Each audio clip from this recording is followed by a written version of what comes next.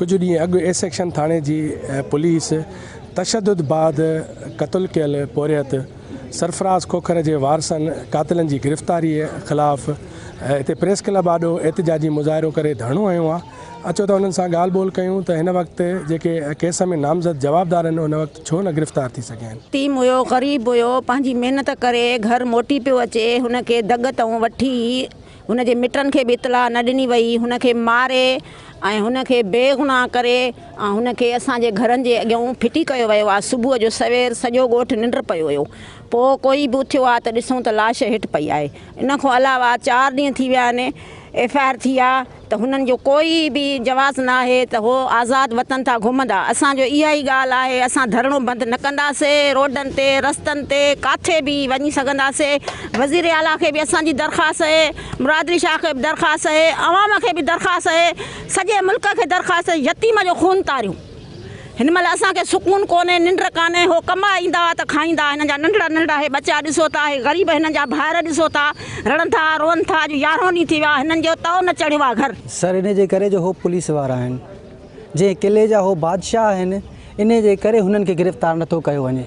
अगरि इन ई जाइ ते को ॿियो इहो जुर्म करे हा त शायदि उन्हनि जो सॼो ॻोठ जो ॻोठ ॿधिजी वञे हा। हे हुननि जा पटे भाई आहिनि जंहिंजे करे हिननि खे गिरफ़्तार नथा कनि। असां मुतालबो था कयूं IG सिंध सां, वज़ीर आला मुराद अली शाह सां, त हिननि खे जल्द अज़ जल्द पंहिंजे कैफ़रे किरदार ताईं पुॼायो वञे ऐं हिन ना आयल पुलिस ऑफिसरनि खे खैरपुर मां बेदख़ल करे हटायो वञे। कंहिंखे बि गिरफ़्तार कान कयो आहे। पहिरें ॾींहुं असां धरणो हयोसीं SP जे दर जे अॻियां, तॾहिं बि का दादावारी कान थी आहे। 29 तारीख़ हिनखे मारे वियो आहे। अॼु अंग्रेज़ी 11 तारीख़ आहे। कंहिंजो बि को इंसाफ़ हिन जो कालू जो नथो थिए। हिनखे बेगुनाह रस्ते मां गिरफ़्तार कयो वियो ऐं राति में हिनखे मारे वियो आहे। ठीकु आहे, हिनखे 4थो ॾींहुं थियो, FIR कटी आहे, लेकिन हिन ख़िलाफ़ु को बि पुलिस एक्शन नथी खणे। हालांकि पुलिस जा माण्हू पुलिस त खणनि एक्शन, छो नथा खणनि।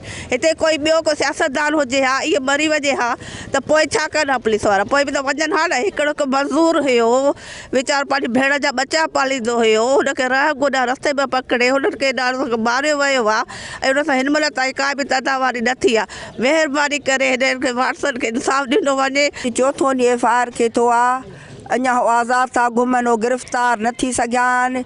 हो अलाए कानून में था लिकनि छा में। पुलिस जा माण्हू मूंखे इंसाफ़ करे मूंखे इहे गिरफ़्तार करे ॾियो, मूंखे गिरफ़्तार करे ॾियो। गिरफ़्तार न थी सघिया, मां विच रोड ते बि मां पाण खे बाहि ॾींदमि। मुंहिंजो यतीम भाउ, मुंहिंजो ग़रीब भाउ, मुंहिंजो मिसकीन भाउ सां नाजाइज़ी कई आहे। A section Thane ji police जे तशद्दुद में फ़ौत थी वियल पोरियत सरफराज़ खोखर जे वारसनि जूं तव्हां ॻाल्हियूं ॿुधियूं।